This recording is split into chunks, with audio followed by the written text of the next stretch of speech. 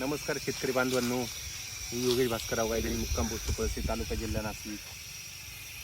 आज 3 सप्टेंबर 2024 संध्याकाळ आहे. अमावस्या आणि पौर्णिमा ह्या दिवशी जर आपण फवारणी जर घेतली तर ते चांगले असतं. तर कीटकनाशकाची फवारणी आता मी घेतोय, ती फवारणी चालू आहे. ते नवीन जुगाड पण आहे. पुढे हे ना आवाज नाही येते. ते नवीन जुगाड पण आहे. ते नवीन जुगाडाच्या हिशोबाने आता हे सगळं चालू आहे. फवारणी ही सगळी चालू आहे.